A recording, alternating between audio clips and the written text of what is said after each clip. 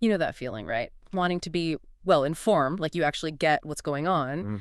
But then, bam, just this huge wave of information hits you, conflicting stuff everywhere. Yeah, and well-informed suddenly feels more like totally lost. Exactly. So that's why we're here. Welcome to the deep dive. Our mission is pretty simple, really. You give us the stuff articles, videos, those Reddit threads you find late at night, Yeah. and we pull out the main things, the really interesting bits for you. It's like your shortcut to getting the core idea. And today, oh boy, we are diving deep into something that's causing a lot of what is going on talk, UFOs. Or, as we're hearing more and more, UAPs. Right, unidentified anomalous phenomena. It feels like just yesterday this was, fringe stuff. Totally. But now it's popping up in Congress and major news outlets. Driven by these whistleblower accounts, mostly. And a lot of speculation, too. For sure. So for this deep dive, we gathered some really interesting sources. We did. We looked at a pretty active Reddit thread. This one's on RUFOB, called UFO Disclosure. Are we not alone, or are we controlled? Ooh, catchy. Right. Also, some YouTube clips covering recent things, plus articles from space.com. The one about whistleblowers telling Congress we are not alone. That's the one, yeah. And an NPR piece, too. Whistleblower testifies U.S. salvaged non-human biologics from UFO crash sites. Okay, wow. Lots to unpack there. So the goal today, we want to get past the big headlines, and really try to understand the main claims, the different ways people are looking at this. And the bigger questions, right? Like, are we about to fundamentally change how we see the universe? Or is it more about, I don't know, power structures, stuff happening behind the scenes? Could be.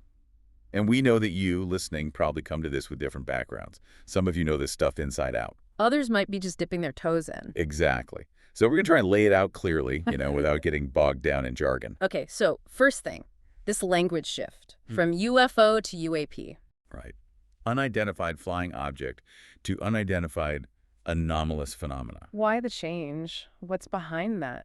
Well, it seems to signal a wider scope, doesn't it? It's not just flying things anymore. Oh. It could be in the air, underwater, in space, Yeah. maybe even things that move between those domains. So it's more encompassing.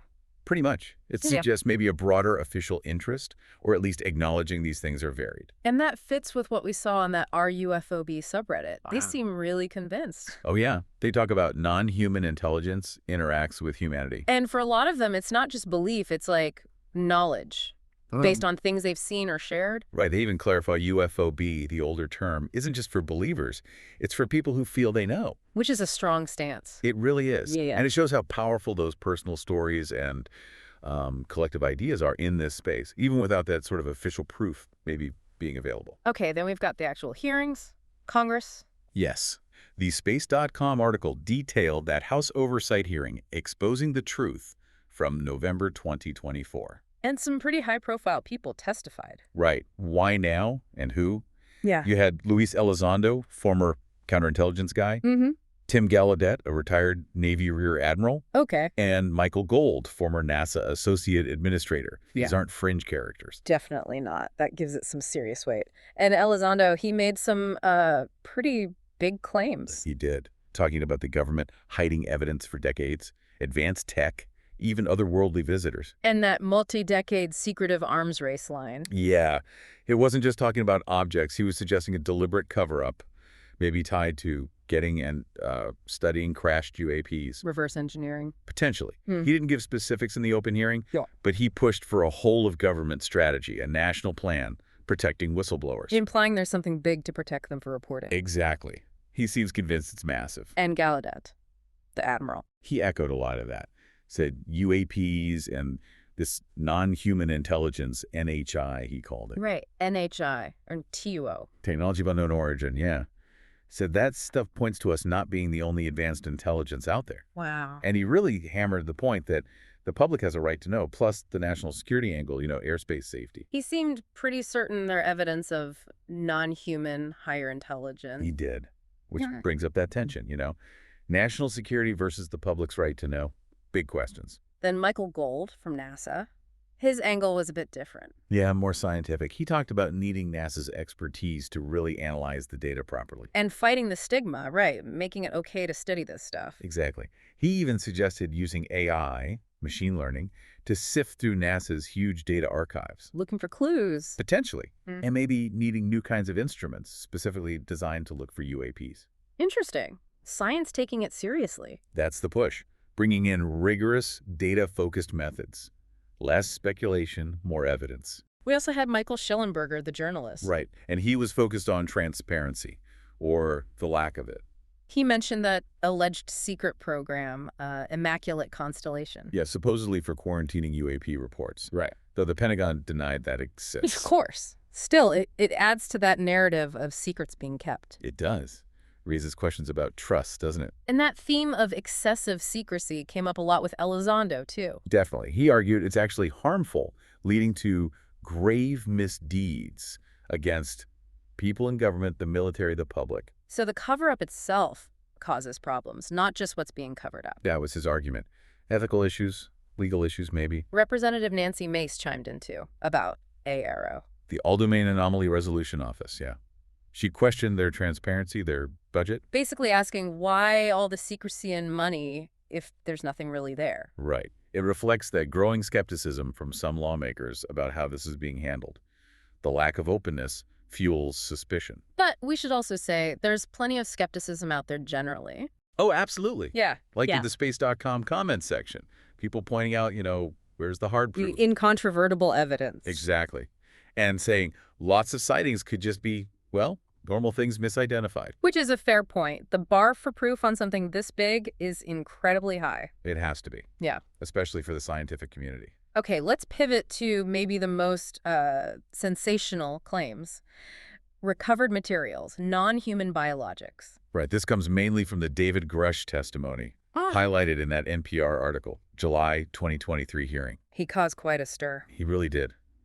Because of who he was, former Air Force intelligence worked on the Pentagon's UAP task force. Credibility, yeah. And he claimed, pretty directly, that the U.S. has run a secret, multi-decade program. Doing what? Reverse engineering recovered craft. Yeah. And the big one, recovering non-human biologics from crash sites. Wow. Okay. Did he say he saw this stuff himself? No, and that's crucial. He said his info came from others. Over 40 witnesses, he claimed. Witnesses with direct knowledge, he said. And a long-standing track record of legitimacy. People he trusted. And they supposedly shared evidence. Photos, documents. That's what he testified. Compelling evidence, he called it. Photos, documents, classified oral testimony. He tried to really underline the credibility of his sources. But he wouldn't give specifics in the public hearing. No. He offered to share details in a SCIF. A secure facility for classified info. Exactly. So, while his claims are huge, they are secondhand, and the evidence isn't public. And the official response, the Defense Department. Flat denial. A spokesperson said they had no verifiable information to back up Grush's claims. So, a direct contradiction, him versus the Pentagon. Pretty much. That's the core challenge here, isn't it? These dramatic whistleblower accounts versus official denials. Grush also mentioned facing retaliation, right? Yeah, he called it administrative terrorism. Said he feared for his safety. Which, if true, might explain why others wouldn't come forward. Could be. It definitely raises questions about the culture around reporting this stuff internally. Okay, beyond the formal testimonies, we also have pilots talking about what they've seen. Yes, very compelling accounts.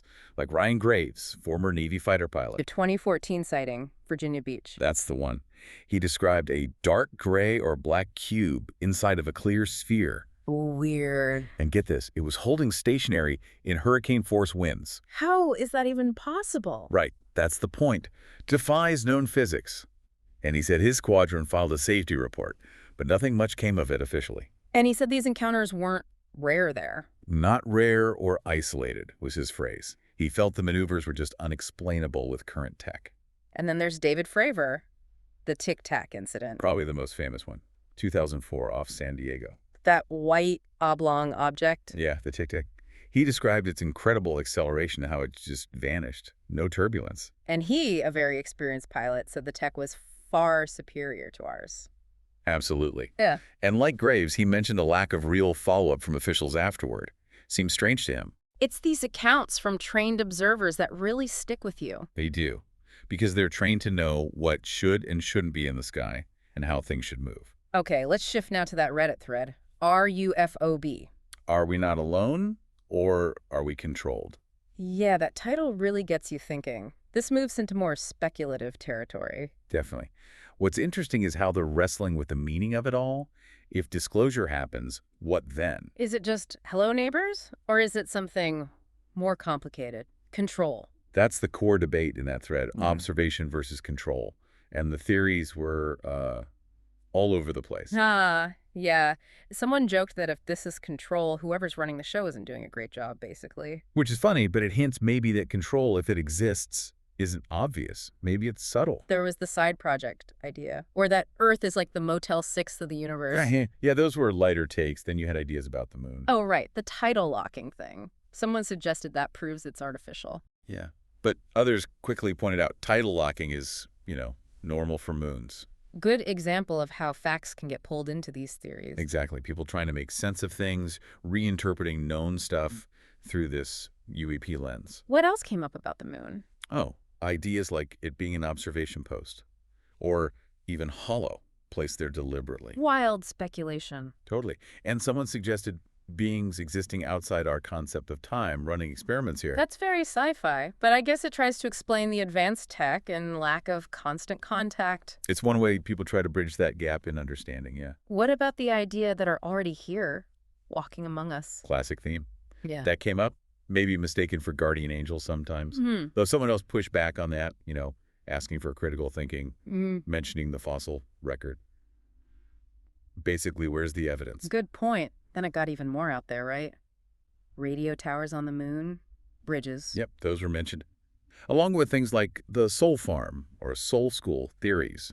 Meaning, we're here to be harvested or to learn lessons. Something like that. Deep philosophical questions about our purpose, potentially tied to these phenomena. The prison planet idea, too. That was in there, though someone else rejected it. And the Saturn-Moon matrix. It's a real rabbit hole of theories. Sounds like it. What about us being entertainment? Yeah, the reality show or tourist destination for aliens idea. A slightly less terrifying possibility, I suppose. Maybe. One comment I found interesting suggested any control might be really subtle, maybe more subtle than our own governments. That is thought-provoking, like influence we don't even recognize. Could be. Then there was the reset theory of civilization. That advanced societies existed before and got wiped out. Yeah, that idea pops up a lot. And the classic one. Mankind just isn't ready for the truth. The paternalistic argument for secrecy. Pretty much. There was also a mention of humans being immaterial beings in a bigger consciousness, linking to guys like Jim Semivan. Okay, getting very metaphysical now. It really spans the gamut. And finally, the idea that NHI themselves might be manipulating governments, maybe even manipulating this whole disclosure process. Layers upon layers of potential conspiracy. It shows the level of distrust, maybe, and how much is unknown, leaving space for almost any interpretation. It's just incredible. The sheer range of ideas in that one thread really shows the uncertainty. And just to reiterate, we're just reporting what was in the thread, not saying any of this is true, just this is what people are discussing. Absolutely. Impartiality is key here. Okay, let's circle back quickly to the hearing. Mace's question about defining non-human intelligence or biologics. Right, and the answers were all different. Gallaudet talked about diverse, higher-order intelligence. Elizondo took a more scientific approach, intellectual response. Yeah. Gold mentioned maybe sophisticated AI. Schellenberger just said he didn't know. It really highlights that we don't even have agreed-upon terms for what we might be dealing with. Exactly. Hard to study something you can't even define. The Space.com article also mentioned again that a lot of the good data is classified. Military secrets. The recurring justification for secrecy, protecting capabilities. But critics say it blocks science and public understanding. Where's the balance? Hard to say. They mentioned that object shot down off Alaska in 2023. Right, and how little information came out about it, which just fuels more speculation when things like that happen. And finally, Representative Groffman's point about drones near military bases. Yeah, bringing it back to a very concrete security concern. Whatever these things are, if they're buzzing sensitive sites, that's a problem. Needs to be addressed regardless of origin. For sure. Okay, so wrapping up this deep dive. Wow. Wow, we've seen this surge in attention on UAPs. Fueled by these really significant whistleblower claims, hidden programs.